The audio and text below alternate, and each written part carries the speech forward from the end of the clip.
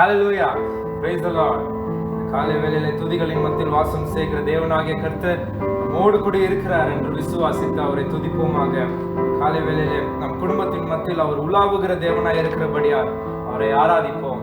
கண்களை மூடி இந்த காலை வேளையிலே அவருடைய பிரசன்னத்தை நாம் உணர்வோம். ஆவியோடும் உண்மையோடும் அவரை ஆராதிக்க, ஆவியோடும் உண்மையோடும் ஆண்டவரை உண்மை ஆராதிக்க உதவி செய்யுங்கப்பா. உதவி செய்யுங்க ஆண்டவரே.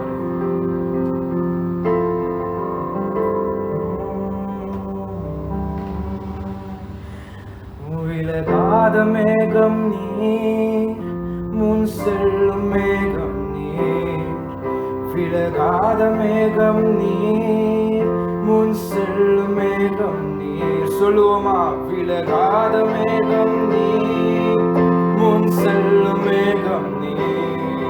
விலகாத மேகம் நீர், முன் செல்லும் மேகம் நீர்.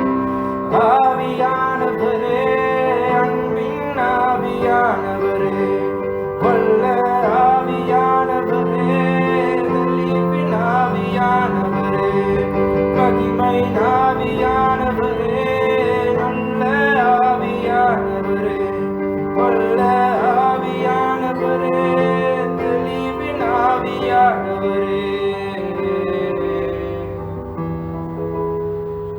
ஒரு மகிமையின் மேகம் இந்த இடத்தை மூழ்குதே. ஒரு மகிமையின் மேகம் என் ஜனத்தை மூழ்குதே. சொல்லுமா? ஒரு மகிமையின் மேகம் இந்த இடத்தை மூழ்குதே. ஒரு மகிமையின் மேகம் என் ஜனத்தை மூழ்குதே. விலகாத மேகம் நீர், முன் செல்லும் மேகம் நீர். விலகாத மேகம் நீர், முன் செல்லும் மேகம் நீர். ஆவியானவரே, அன்பின் ஆவியானவரே, வல்ல ஆவியானவரே, தெளிவின் ஆவியானவரே, வல்ல ஆவியானவரே, வல்ல ஆவியானவரே, மகிமை ஆவியானவரே, தெளிவின் ஆவியானவரே. என் பேச்சில, என் மூச்சில, என் சொல்லுல, என் செயலுல கலந்திருக்கீங்க.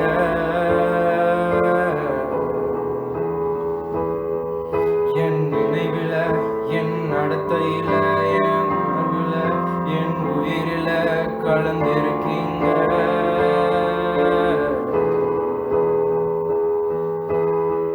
அன்பின் ஆவியானவரே, விலையேற பெற்றவரே, என்னை ஆளும் பரிசுத்தரே, நன்றி ஐயா. அன்பின் ஆவியானவரே, விலையேற பெற்றவரே, என்னை ஆளும் பரிசுத்தரே, நன்றி ஐயா. ஒரு மகிமையின் மேகம் இந்த இடத்தை மூழ்குதே. ஒரு மகிமையின் மேகம் என் ஜனத்தை மூழ்குதே. ஒரு மகிமையின் மேகம் இந்த இடத்தை மூழ்குதே. ஒரு மகிமையின் மேகம் என் ஜனத்தை மூழ்குதே. விலகாத மேகம் நீர், முன் செல்லும் மேகம் நீர். விலகாத மேகம் நீர், முன் செல்லும் மேகம் நீர். ஆவியானவரே, அன்பின் ஆவியானவரே, வல்ல ஆவியானவரே, தெளிவின் ஆவியானவரே, மகிமை ஆவியானவரே, அன்பின் ஆவியானவரே, வல்ல ஆவியானவரே, தெளிவின் ஆவியானவரே.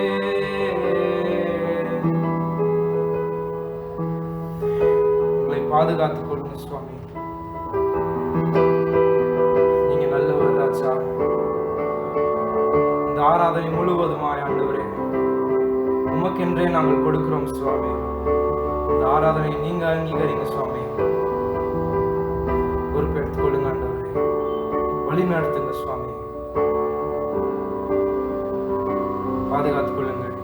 கிறிஸ்துவின் வல்லமையில நாமத்தில் நாங்கள் ஜெபிக்கிறோம் நல்ல தகப்பனே.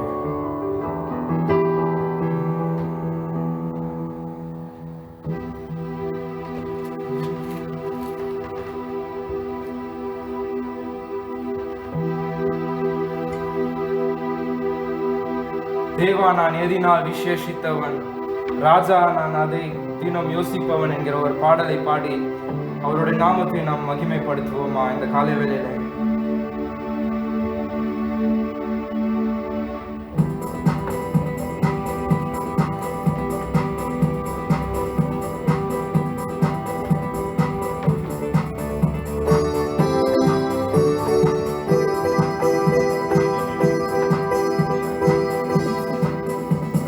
தேவா, நான் எதினால் விசேஷித்தவன், ராஜா நான் அதை தினம் யோசிப்பவன். தேவா, நான் எதினால் விசேஷித்தவன், ராஜா நான் அதை தினம் யோசிப்பவன். எதினால் இது எதினால் நீர் என்னோடு வருவதினால், எதினால் எதினால் நீர் என்னோடு வருவதினால். தேவா தேவா, நான் எதினால் விசேஷித்தவன், ராஜா நான் அதை தினம் யோசிப்பவன். தேவா, நான் எதினால் விசேஷித்தவன், ராஜா நான் அதை தினம் யோசிப்பவன். எதினால் எதினால் நீர் என்னோடு வருவதினால், எதினால் எதினால் நீர் என்னோடு வருவதினால். மேகஸ்தம்பம் மேலிருந்து பாதுகாக்குது, பாதை காட்ட பகல் எல்லாம் கூட செல்லுது. மேகஸ்தம்பம் மேலிருந்து பாதுகாக்குது, பாதை காட்ட பகல் எல்லாம் கூட செல்லுது. அன்பான தேவன் என்னோடு வருவார், அது போதும் என் வாழ்விலே. சொல்லுவோமா? அன்பான தேவன் என்னோடு வருவார், அது போதும் என் வாழ்விலே. தேவா, நான் எதினால் விசேஷித்தவன், ராஜா நான் அதை தினம் யோசிப்பவன். தேவா, நான் எதினால் விசேஷித்தவன், ராஜா நான் அதை தினம் யோசிப்பவன். எதினால் எதினால் நீர் என்னோடு வருவதினால், எதினால் எதினால் நீர் என்னோடு வருவதினால். தாகம் கொண்ட தேவஜனம் வானம் பார்க்குது, கொண்ட கண்மலையும் கூட சென்றது. தாகம் கொண்ட தேவஜனம் வானம் பார்க்குது, அவள் கொண்ட கண்மலையும் கூட சென்றது. என் ஏக்கமெல்லாம் என் தேவன் தீர்ப்பார், சந்தோஷம் நான் காணுவேன். விசுவாசத்தோடு பாடுவோமா? என் ஏக்கமெல்லாம் என் தேவன் தீர்ப்பார், சந்தோஷம் நான் காணுவேன். தேவா, நான் எதினால் விசேஷித்தவன், ராஜா நான் அதை தினம் யோசிப்பவன். தேவா, நான் எதினால் விசேஷித்தவன், ராஜா நான் அதை தினம் யோசிப்பவன். எதினால் எதினால் நீர் என்னோடு வருவதினால், எதினால் எதினால் நீர் என்னோடு வருவதினால். வாழ்க்கையிலே கசப்புகள் கலந்திட்டாலும் பாசமுள்ள ஒரு மனம் கூட வருது. வாழ்க்கையிலே கசப்புகள் கலந்திட்டாலும் பாசமுள்ள ஒரு மனம் கூட வருது. மாறாவின் நீரை தேனாக மாற்றும் என் நேசர் என்னோடுண்டு. மாறாவின் நீரை தேனாக மாற்றும் என் நேசர் என்னோடுண்டு. தேவா, நான் எதினால் விசேஷித்தவன், ராஜா நான் அதை தினம் யோசிப்பவன். தேவா, நான் எதினால் விசேஷித்தவன், ராஜா நான் அதை தினம் யோசிப்பவன். எதினால் எதினால் நீர் என்னோடு வருவதினால், எதினால் எதினால் நீர் என்னோடு வருவதினால். எதினால் வருவதினால், நீர் என்னோடு வருவதினால். அக்கினியின் மேகஸ்தம்பம் நம்மோடு கூட இருக்கிறது. வழி நடத்துகிற தேவன் நம்மோடு கூட இருக்கிறார். அவர் சேனைகளின் கர்த்தர், அவர் சேனைகளின் கர்த்தர். அவரால் செய்யக்கூடாத அற்புதம் ஒன்றுமில்லை. நம் முற்பிதாக்களின் தேவன், அவர்களை காத்துக்கொண்ட தேவன் நம்மோடு கூட இருக்கிறார். இஸ்ரவேல் ஜனங்களை வனாந்திரத்தில் வழிநடத்தி கொண்டு ஆகாரத்தை தந்து அவர்களுக்கு மன்னாவை தந்து அவர் போஷித்த தேவனாய் இருக்கிறார். வீட்டில் குறைவு இருக்கிறதே, நான் என்ன செய்வேன், வருமானம் இல்லையே என்று தவித்துக் கொண்டு இருக்கிற என் விசுவாசியே, தேவனாகிய கர்த்தர் பார்த்து ஒரு வார்த்தை சொல்லுகிறார். ஆகாயத்தில் இருக்கிற காகைகளை விட நீங்கள் எவ்வளவோ விசேஷித்தமானவர்கள்.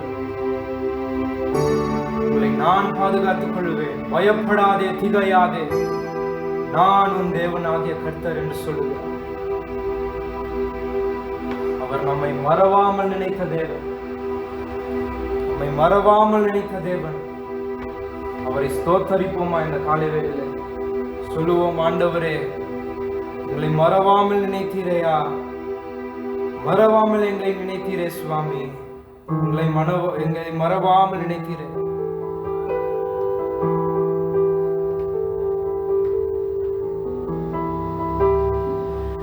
எபினேசர் நீர்தானையா, இதுவரை உதவி நீரே. எபினேசர் நீர்தானையா, இதுவரை உதவி நீரே. எல்ரோஹி எல்ரோஹி என்னையும் கண்ணீரே, எப்படி நான் நன்றி சொல்வேன்.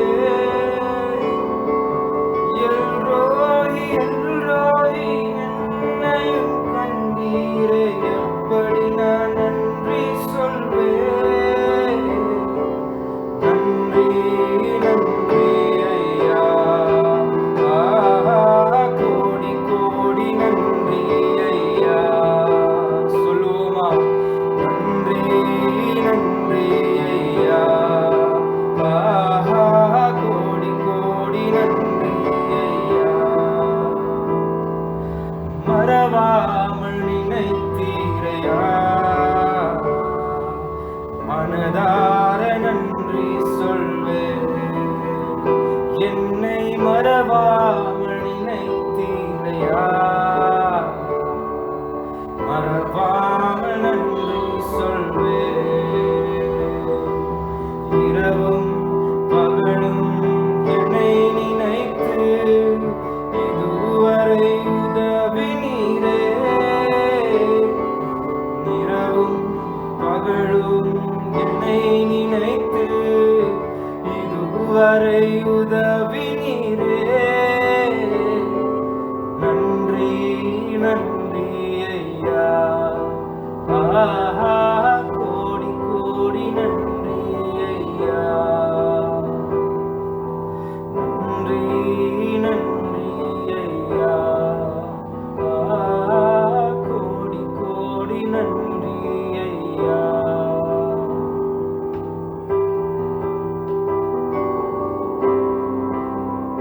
நாங்கள் நன்றி செலுத்துகிறோம் ஆண்டவரே. எங்களை பாதுகாத்துக் கொண்டீரே, இதுவரைக்கும் எங்களை வழி நடத்தினீரே சுவாமி. நாங்கள் எப்படி நன்றி சொல்லுவோம் அப்பா? தேசமே கலங்கிக் கொண்டிருக்கிற நேரத்தில் எங்களை சுகபத்திரமாய் வைக்கிறீரே, கோடான கோடி நன்றி ராஜா. உங்களை நிற்பதும் நிர்மலமாகாமல் வைத்திருக்கிறீரே சுவாமி. உங்களுடைய கிருபையால் ஆண்டவரே அப்பா, தகுதி இல்லாத எங்கள் மேல், வாழ தகுதி இல்லாத எங்கள் மேல் ஆண்டவரே எத்தனையோ கிருபையை வைத்திருக்கிறீரே. பயப்படாதே, நான் உன்னை மீட்டுக் கொண்டேன், நீ என்னுடையவன், நான் உன்னை பெயர் சொல்லி அழைத்திருக்கிறேன் என்று சொல்லி இருக்கிறேன். அப்பா உனக்கு நன்றி அப்பா. கடைசியா ஒரு தடவை சொல்லுவோமா, உள்ளத்தின் ஆழத்திலிருந்து நம்ம சொல்லுவோம். ஏதோ பாடல் தெரியுது என்று நாம் பாட வேண்டாம், உணர்ந்து கோடான கோடி நன்றி ஆண்டவரே என்று சொல்லி பாடுவோமா, சொல்லுவோமா. நன்றி நன்றி ஐயா, கோடி கோடி நன்றி ஐயா, நன்றி நன்றி ஐயா, கோடி கோடி நன்றி ஐயா.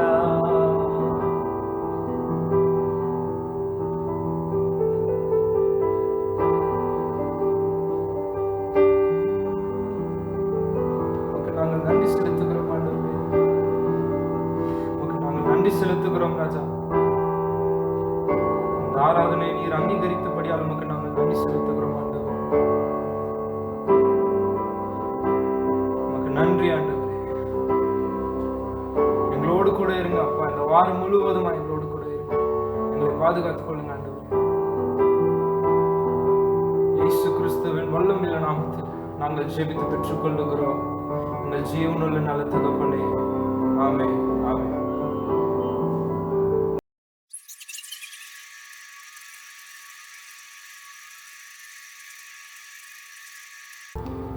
கர்த்தருக்கு ஸ்தோத்திரம். Praise the Lord. கர்த்தர் நமக்கு கொடுத்த இந்த மகிமையான நாளுக்காய் கர்த்தருக்கு நன்றி செலுத்துவோம். தேவன் நம்மை விசேஷித்த விதத்தில் நம்மை ஆசீர்வதித்து வைத்திருக்கிறார். இந்த நாளிலே அவரை துதிக்கவும் அவரை ஆராதிக்கவும் நாம் கொடுத்த இந்த மகிமை நாளுக்காய் கர்த்தருக்கு நன்றி செலுத்துவோம். தேவனுடைய பிள்ளையை இந்த உலகம் தத்தளித்து பயந்து நடங்கி இந்த கொரோனா வைரஸ் மூலமாக தேசம் எங்கும் பயமும் மரணத்தின் சத்தங்களும் கேட்டுக்கொண்டே இருக்கிறது. தேவனால் படைத்த மனிதன் மரண பயத்தில் சூழ்ந்திருக்கும் பொழுது நம்முடைய தேவன் நமக்கு கொடுக்கும் வாக்கு தத்தத்தை நாம் இன்றைக்கு நினைவு கூறுவோம். தேசத்தில் எங்கும் போராட்டங்களும், வேலையில்லாத பிரச்சனை, ஆகாரம் இல்லை, தொழிற்சாலைகள் மூடப்படும் நிலைமை, மக்கள் ஒவ்வொரு நாளும் பிரச்சனைகளை சந்தித்துக் கொண்டிருக்கும் போது நமக்குள்ளே ஒரு பயம் சூழ்ந்து வருகிறது. ஆனால் தேவன் இந்த தேவ வார்த்தையை நமக்கு அனுப்பி நம்மை அந்த வார்த்தையின் மூலமாய் தைரியப்படுத்துகிறார். இந்த வார்த்தை நமக்கு நம்பிக்கையை கொடுக்கிறது. காரணம், நம் தேவன் நம்மை நித்தமும் அனுதினமும் நடத்துவேன் என்று வாக்குத்தத்தம் கொடுக்கிறார். தேவன் நமக்கு கொடுத்த நாட்கள் நம்ம முற்றிலும் தேவனுடைய கையிலே ஒப்பு கொடுத்து வேதத்தை வாசித்து ஜெபித்து கர்த்தருடைய வருகைக்கு நாம் காத்திருப்போம். இந்த நாட்கள் நம்முடைய ஆத்துமாவிலே தேவனை நோக்கி போக நம்மை சரிபார்க்கும் நாட்கள், நம்மை சோதித்து பார்க்கிற அனுபவம். தேவன் பாதத்தில் அமர்ந்து வேத வாசித்து ஜெபித்து நம்மை பலப்படுத்திக் கொள்வோமாக. என் அருமையான தேவ பிள்ளையை, கர்த்தர் நம்மை அழைத்த அழைப்பு மகிமையான அழைப்பு, மாறாதவைகள். ஆகவேதான் கர்த்தர் இன்றைக்கு நமக்கு கொடுக்கிற ஒரு அருமையான வார்த்தையை நாம் சிந்திக்க போகிறோம். ஏசியாவின் புஸ்தகம் 58ஆம் அதிகாரம் 11வது வசனத்தை நாம் வாசித்தோமானால், கர்த்தர் நித்தமும் உன்னை நடத்தி மகா வறட்சியான காலங்களில் உன் ஆத்மாவை திருப்தியாக்கி உன் எலும்புகளை நினமுள்ளதாக்குவார். நீ நீர்ப்பாய்ச்சலான தோட்டத்தை போலவும் வற்றாத நீரூற்றை போலவும் இருப்பாய். தேவனுடைய பிள்ளையை, கர்த்தராய் ஆண்டவர் சொல்லுகிறார், நான் உன்னை நித்தமும் நடத்துவேன். அப்படியானால் ஒவ்வொரு நாளும் தேவன் நம்மை நடத்த அவர் வாக்கு கொடுக்கிறார். நான் உன்னை நடத்துவேன். தேவனிடத்தில் உண்மையாய் அன்பு கூர்ந்து மற்றவரிடத்தில் அன்பு கூறும் போது தேவன் முழு ஆசீர்வாதத்தின் வாய்க்காலை நம்முடைய வாழ்வுக்கு நேராக திருப்புகிறார். தேவ ஜனமே, இந்த காலவெளியில நம்மை நடத்துவேன் என்று கர்த்தர் வாக்கு கொடுக்கிறார். உலகமே இன்றைக்கு பயந்திருக்கிற இந்த நாட்களில தேவனுடைய ஜனங்களுக்குள்ளே ஒரு வித்தியாசத்தை கர்த்தர் காட்ட விரும்புகிறார். மனிதனாகிய இந்த உலகத்திலே வாழ்கிற மனிதர்கள் தேவன் மேல் அன்பு வைக்காமல் உலகத்தை சார்ந்திருந்தபடியினாலே நம்முடைய வாழ்க்கையில தோல்விகளும் வேதனைகள் வரும் பொழுது நம்மை அறியாமல் ஒரு பயம் நம்மை சூழ்ந்திருக்கிறது. ஆனால் கர்த்தர் சொல்லுகிறார், நான் உன்னை நித்தமும் நடத்துவேன்.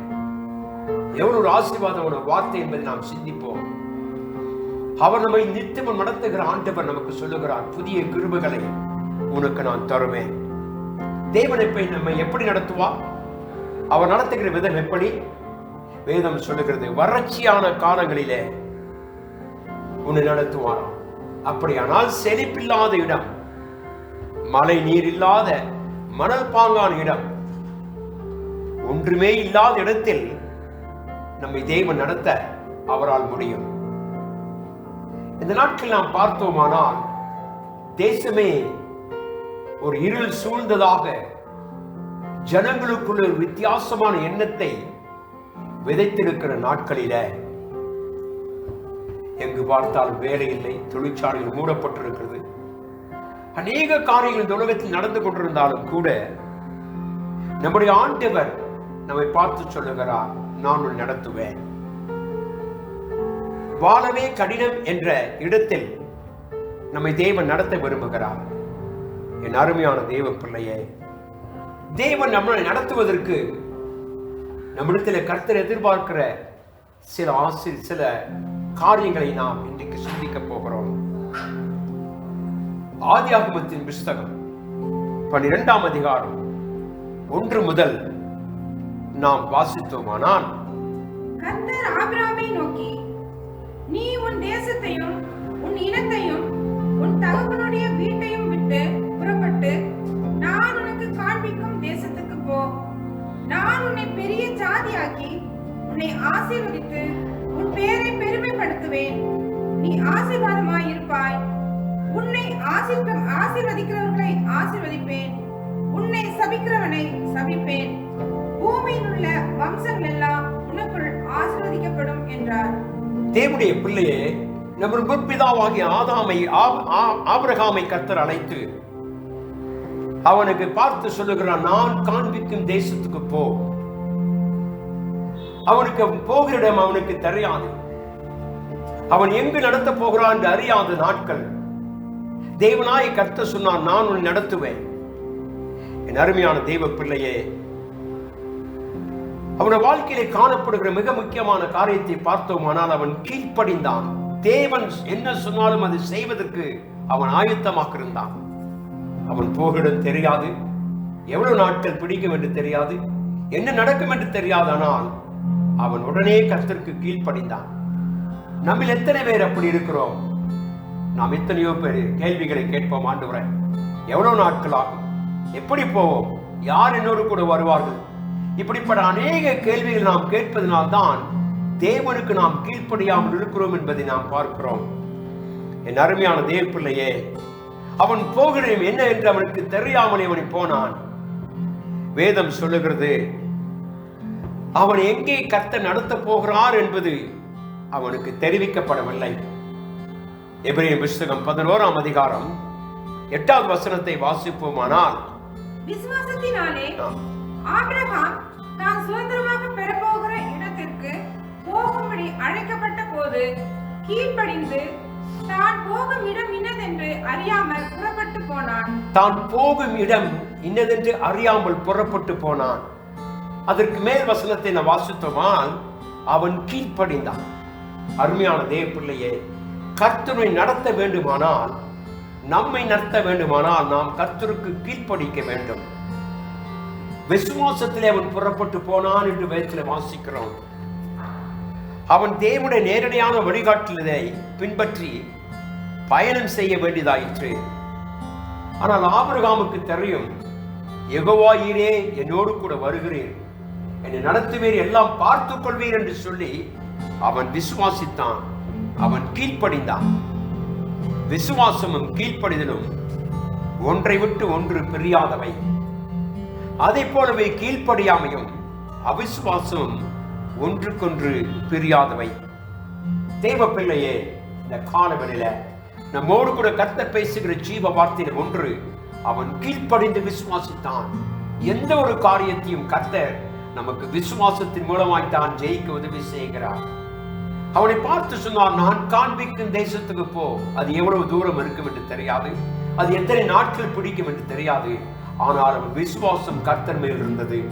இந்த இருண்ட உலகத்துல நாம் வாழ்ந்து கொண்டிருக்கிற இந்த கடினமான நாட்களில தேவன் நம்மை பார்த்து எதிர்பார்க்கிற ஒரே காரியம், நீ விசுவாசத்தோடு முன்னேறி போ. ஒரு கீழ்ப்படிதலோடு நாம் போவோமானால் நாம் போகிறதை கர்த்தர் ஜெயமாய் நடத்துவார். வறட்சியான காலங்களே தேவன் நம்மை நடத்த விரும்புகிறார். என் அருமையான தேவனே, இந்த கால வேளையில இன்றைக்கு விசுவாசமும் கீழ்ப்படிதலும் இல்லாமல் நாம் எதிர்காலத்தை நோக்கி போக முடியாது. தேவன் அவைகளை தர வல்லவராக இருக்கிறார். ஆகவே எபிரேயர் புத்தகம் 3ஆம் அதிகாரம் 18-19 வாசிப்போம் என்று சொன்னார். பின்னும் என்னுடைய இளைப்பாறுதலில் பிரவேசிப்பதில்லை என்று அவர் யாரை குறித்து ஆணையிட்டார்? கீழ்ப்படியாதவர்களை குறித்தல்லவா? கீழ்ப்படியாதவர்களை குறித்தல்லவா கர்த்தர் சொன்னார். ஆதலால் அவிசுவாசத்தினாலே அவர்கள் அதில் பிரவேசிக்க கூடாமல் போனார்கள் என்று பார்க்கிறோம். தேவனுடைய பிள்ளை, அவிசுவாசமும் கீழ்ப்படியாமையும் தேவ சித்தத்தை நிறைவேற்றுவதில்லை. இந்த காலங்களில் நம்மை அழைத்த ஆண்டவர் நம்மை வறட்சியான காலங்களில, இருள் சூழ்ந்த நாட்களிலே, போராட்டங்கள் வரும் நாட்களிலே, எதிர்ப்புகள் வரும் நாட்களிலே கர்த்தர் நம்மை நடத்துவேன் என்று வாக்குத்தத்தம் செய்கிறார். வாக்கு கொடுத்தவர் உண்மையுள்ளவர் அல்லவா? அவர் வாக்கு மாறாத தேவன் என்பதை நாம் அறிந்திருக்கிறோம். ஆகவே தான் தேவனுடைய பிள்ளை, இந்த நாட்களிலே கர்த்தர் நடத்துகிற பாதையிலே கடந்து போக நமக்கு விசுவாசமும் கீழ்ப்படிதலும் தேவை. கீழ்ப்படுகிற அனுபவம் நமக்கு இருக்குமானால் விசுவாசத்தை கொண்டு நாம் முன்னேறி போக கர்த்தர் உதவி செய்வார். இந்த நாட்களே, இப்படிப்பட்ட கடினமான சூழ்நிலையிலே, இருள் சூழ்ந்திருக்கும் நாட்களே, சத்ருவின் அதிகாரங்கள் எழுப்பி இதோ வேதத்தை, உலகத்தை பார்க்கும் பொழுது தேவ பிள்ளையே, எங்கு பார்த்தாலும் கலக்கங்களும் மரணத்தின் ஓலங்களும் கேட்கிற இந்த நாட்களே கர்த்தர் சொல்கிறார், பயப்படாதே, உன்னை நான் நடத்துவேன். எவ்வளவு அருமையான ஒரு வாக்கு! தேவன் கொடுக்கிற வாக்கிலே நாம் நிலைத்திருப்போமானால் நிச்சயமாகவே இந்த வறட்சியான இருள் சூழ்ந்த நாட்களிலே தேவன் நம்மை வல்லமையாய் நடத்தி நம்முடைய எதிர்காலத்தை கர்த்தர் கட்ட விரும்புகிறார். அருமையான தேவ பிள்ளையே, இந்த காலவெளியை உன்னை நடத்துவார்கள் விசுவாசம் உனக்கு உண்டா? கர்த்தரை நடத்துவார்கள் நம்பிக்கை உனக்கு உண்டா? அவருடைய வார்த்தைக்கு நீ கீழ்ப்படிவாயானால் நிச்சயமாகவே நம்முடைய எதிர்காலம் அற்புதமாய் இருக்கும். தேவனுடைய பிள்ளை, இரண்டாவதாய் நாம் பார்த்தோமானால் 1 ராஜாக்களின் புத்தகம் 17ஆம் அதிகாரம் 1 முதல் 7 வசனங்களை நாம் சிந்திப்போமானால், கீலேயாத்தின் குடிகளிலே திஸ்பியனாகிய எலியா ஆகாபை நோக்கி, என் வாக்கின்படியே அன்று இந்த வருஷங்களிலே பனியும் மழையும் பெய்யாதிருக்கும் என்று இஸ்ரவேலின் தேவனாகிய கர்த்தருக்கு முன்பாக நிற்கிற நான் அவருடைய ஜீவனை கொண்டு சொல்லுகிறேன் என்றான். பின்பு கர்த்தருடைய வார்த்தை அவனுக்கு உண்டாயிற்று. அவர், நீ இவ்விடத்தை விட்டு கீழ் திசையை நோக்கி போய் யோர்தானுக்கு நேரா இருக்கிற கேரித் ஆற்றண்டையில் ஒளித்துக் கொண்டிரு. தேவனுடைய பிள்ளை, இந்த சரித்திரம் நமக்கு எல்லாருக்கும் தெரியும். தேவனாய கர்த்தர் எலியாவை கொண்டு இஸ்ரவேலிலே அவர் ஒருவரே தேவன் என்பதை நிரூபித்து காட்ட விரும்பினார். ஆகாபின் நாட்களிலே உலகம் பாவத்துக்குள் நிறைந்திருந்த பொழுது, அசுத்த விதமான காரியத்தில் இருந்த பொழுது, விக்கிரகத்துக்கு நேராக தங்கள் வாழ்க்கை நடத்தின பொழுது, என் தேவனாய் கர்த்தர் எலியாவை கொண்டு வாக்குத்தத்தம் செய்தார். இந்த தேசத்திலே 3 வருஷம் 6 மாதம் மழை இருப்பதில்லை. என் அருமையான தேவப்பிள்ளை, இந்த பஞ்ச நாட்களில் தான் எலியாவை கர்த்தர் நடத்த விரும்பினார். வேதம் சொல்லுகிறது, கர்த்தரை பார்த்து சொன்னார், நீ இங்கிருந்து எழுந்து கீர்த்திசியை நோக்கி போ, அங்கே யோர்தானுக்கு நேராக இருக்கிற கேரித் ஆற்றங்கரைக்கு போ, அங்கே நான் நடத்துவேன், அங்கே நான் காகங்களை கொண்டு போஷிப்பேன். எத்தனை ஒரு பாக்கியமான ஒரு வார்த்தை! உலகத்தில் 1000 பஞ்சங்களும் கஷ்டங்களும் நஷ்டங்கள் வந்தாலும், ஒருவேளை வேலையில்லாத சூழ்நிலைகள், நம்முடைய குடும்பத்துக்கு எதிராக போராட்டங்கள் வரும் பொழுது, சூழ்நிலைகள் வரும் பொழுது, எதிர்ப்புகள் வரும் பொழுது, கொந்தளிப்புகள் வரும் பொழுது, எதிர்காலம் எப்படி இருக்கும் என்று சொல்லி அங்கலாய்க்கும் பொழுது, தேவன் நம்மை நடத்த அவர் சித்தம் கொண்டு வருகிறார். கேரித் ஆற்றங்கரைக்கு அவனை கொண்டு போனார். அருமையான தெய்வ ஜனமே, அந்த தேவன் இன்றைக்கும் ஜீவிக்கிறவராக இருக்கிறார். அந்த தேவாதி தேவன் நம்மளை வலகரம் பிடித்து சொல்லுகிறான், நான் உன்னை நித்தம் நடத்துவேன். இந்த உலகத்திலே மனிதன் அல்ல, மற்றவர் அல்ல, பணம் அல்ல, பொருள் அல்ல, விசுவாசிக்கிறவனுக்கு கர்த்தரே நம்மை நடத்துகிற தேவனாக இருக்கிறவர். என் அருமையான தேவ பிள்ளை, இந்த காலவரையில உன்னையும் என்னையும் கர்த்தர் நடத்தக்கூடிய ஒரு ஆசீர்வாதமான ஒரு காரியம் அதுதான். இஸ்ரவேலே பஞ்சம் வெளிவினது. ஆகாபின் நாட்களிலே ஜனங்கள் ஆகாரம் இல்லாமல் அலைந்து கொண்ட நாட்கள். ராஜாவின் அரண்மனையிலே கூட பஞ்சமும் பசியும் இருந்த பொழுது கர்த்தர் தம்முடைய ஊழியனை கர்த்தர் நடத்தினார். விசுவாசியை சோர்ந்து போகாதே. ஒருவேளை வேலை இல்லை என்று சொல்லி யோசித்து, ஒருவேளை அங்கலாய்த்து எதிர்காலத்தை குறித்து யோசித்துக் கொண்டிருப்பாயனால் கர்த்தர் சொல்லுகிறார், நான் இன்னும் உயிரோடு இருக்கிறேன், உன்னை நடத்த என்னால் முடியும் என்று கர்த்தர் வாக்கு பண்ணுகிறார். என் அருமையான தேவப்பிள்ளை, இந்த நாட்களிலே தேவனாய் கர்த்தர் நம்ம கொடுத்திருக்கிற ஆசீர்வாதத்தை விழுந்து நாம் விசுவாசத்தை மறுதலிக்காமல் எலியா தேவனோடு உறுதியாக நின்றதைப் போல நாம் நிற்போமானால் நம்மை கேரி நாட்டங்களிலே கர்த்தர் நம்மை போஷிக்க விரும்புகிறார். எத்தனை ஒரு ஆசீர்வாதம்! என் அருமையான தேவப்பிள்ளை, இந்த காலவெளியிலே கர்த்தர் நமக்கு சொல்லுகிறார், உன்னை நான் பிடித்து உன்னை பிரித்தெடுத்து உன்னை அழைத்து தாயின் கருவில் உன்னை தெரிந்து கொண்ட நான் உன்னை நடத்துவதற்கு ஆயத்தமாக இருக்கிறேன். என் அருமையான தேவப்பிள்ளை, இந்த காலவெளியில விசுவாசத்தை பயன்படுத்துவோம். நம்ம நடத்துகிறவர் கர்த்தர், மனுஷன் அல்ல. நம்ம நடத்துகிற ஒருவேளை உலக மக்கள் அல்ல, பெரிய பெரிய பிரபுக்கள் கூட இந்த நாட்களே மறைந்து போகிற நாட்கள். ஆனால் வானாதி வானங்களும் கொல்லாத தேவனாய் கர்த்தர் சொல்லுகிறார், உன்னை நான் நித்தமும் நடத்துவேன். என் அருமையான தேவ பிள்ளை, இந்த காலங்களிலே கர்த்தர் கொடுத்திருக்கிற இந்த வாக்கு தத்தத்துக்கு நன்றி செலுத்துவோம், தேவனை ஆராதிப்போம். வாசிப்போமானால் சங்கீதத்து புஸ்தகம் 25ஆம் சங்கீதம் 10வது வசனத்தை வாசிக்கும் பொழுது, கர்த்தருடைய உடன்படிக்கையையும் அவருடைய சாட்சிகளையும் கைக்கொள்ளுகிறவர்களுக்கு அவருடைய பாதைகள் எல்லாம் கிருபையும் சத்தியமானவைகள். கர்த்தர் உடன்படிக்கையும் அவருடைய வார்த்தைகளை கேட்கிற ஒவ்வொரு பிள்ளைகளுக்கும் நம்முடைய பாதைகள் செம்மையாயிருக்கும் என்று வாசிக்கிறோம். என் அருமையான தேவப்பிள்ளை, இந்த கால வழியிலே கர்த்தர் கொடுக்கிற ஆசீர்வாதம் நம்முடைய பாதைகள் செம்மையாய் இருக்க வேண்டுமானால் அவருடைய உடன்படிக்கையிலே அவர் கொடுத்திருக்கிற கிருபையிலே நாம் காத்திருக்க கர்த்தர் நமக்கு உதவி செய்வார். வேதம் சொல்லுகிறது, கர்த்தர் உடன்படிக்கையும் அவருடைய சாட்சிகளும் கைக்கொள்ளுவதற்கு அவருடைய பாதைகள் எல்லாம் கிருபையும் சத்தியமுமானவைகள். எத்தனை ஆசீர்வாதமான வாக்குத்தத்தத்தோடு கர்த்தர் இந்த காலையில் நம்மை சந்திக்கிறார். பலவீனங்கள் மறையும், வியாதிகள் மறையும், தோல்விகள் மறையும். ஏனென்றால் நித்தமும் நடத்துகிறவன் தேவனாகிய கர்த்தர் உன்னை கண்ணின் கருவிலியை போல வைத்து பார்க்கிறேன் என்று கர்த்தர் சொல்லி இருக்கிறார். என் அருமையான தேவப்பிள்ளை, இந்த காலவெளியிலே கர்த்தாவே, நீர் எங்களை நடத்த போவதற்காக ஸ்தோத்திரம். உலகம் எப்படி இருக்குமோ, என்னாகுமோ, இதற்கு பிற்பாடு எப்படி என்ற சூழ்நிலை இருக்கிறோமனா, விசுவாசிகளாகிய நாம் தேவனுடைய வருகை காத்திருக்கிற நாம் தேவனை ஆராதிக்கிற தேவ பிள்ளைகளுக்கு கர்த்தர் சொல்லுகிறார், இதோ நான் உன்னை நடத்துவேன், உன்னை கனப்படுத்துவேன், உன் பாதைகள் எல்லாம் கிருபையும் சத்தியமாய் இருக்கும் என்று கர்த்தர் சொல்லுகிறார். மூன்றாவதாய் தேவனுடைய பிள்ளையே, நம்மை கர்த்தர் அனுதின தேவைகளை சந்தித்து நம்மை நடத்துவார். வாசிப்போமானால் மத்திய சுவிசேஷம் 6ஆம் அதிகாரம் 25 முதல் 29 வரைக்கும் வாசித்தோமானால், ஆகையால் எண்ணத்தை உண்போம், எண்ணத்தை குடிப்போம் என்று உங்கள் ஜீவனுக்காகவும் எண்ணத்தை உடுப்போம் என்று உங்கள் சரீரத்துக்காகவும் கவலைப்படாதிருங்கள் என்று உங்களுக்கு சொல்லுகிறேன். ஆகாரத்தை பார்க்கிலும் ஜீவனும் உடையை பார்க்கிலும் சரீரமும் விசேஷித்தவைகள் அல்லவா? ஆகாயத்து பட்சிகளை கவனித்து பாருங்கள், அவைகள் விதைக்கிறதும் இல்லை, அறுக்கிறதும் இல்லை, களஞ்சியங்களில் சேர்த்து வைக்கிறதும் இல்லை, அவைகளையும் உங்கள் பரமபிதா பிழைப்பூட்டுகிறார். அவைகளை பார்க்கிலும் நீங்கள் விசேஷித்தவர்கள். அவைகளை பார்க்கிலும் நாம் விசேஷித்தமானவர்கள். சாதாரணமாய் தேவன் உருவாக்கின சிருஷ்டிப்புக்கு அப்படிப்பட்ட ஒரு மகனை கர்த்தர் கொடுப்பாரானா, அவரை போலவே உருவாக்கி இருக்கிற நமக்கு தேவன் ஒவ்வொரு நாளும் அற்புதங்களை செய்ய வல்லவராக இருக்கிறார். நம்முடைய தேவைகளை அனுதினம் சந்திப்பார். பயப்படாதே. நாளை உனக்கு என்ன தேவை என்பது கர்த்தருக்கு தெரியும். அடுத்த நிமிஷம் நமக்கு என்ன நடக்கும் என்று நமக்கு தெரியாத நாள் தேவாதி தேவனுக்கு தெரியும். விசுவாசிகளை சோர்ந்து போக வேண்டாம். நம்பிக்கையாயிருங்கள், தைரியமாயிருங்கள். அவர் நம்மை நடத்த அவர் போதுமானவராக இருக்கிறார். விசுவாசத்தினாலே நாம் தேவ சமூகத்திலிருந்து அநேக ஆசீர்வாதங்களை பெற்றுக்கொள்ள கர்த்தர் நமக்கு உதவி செய்வாராக. என் அருமையான தேவப்பிள்ளையே, ஆகவேதான் வேதம் சொல்லுகிறது, 33, 34வது வசனத்தை வாசிப்போமானால், முதலாவது தேவனுடைய ராஜ்யத்தையும் அவருடைய நீதியையும் தேடுங்கள், அப்பொழுது இவைகள் எல்லாம் உங்களுக்கு கூட கொடுக்கப்படும். ஆகையால்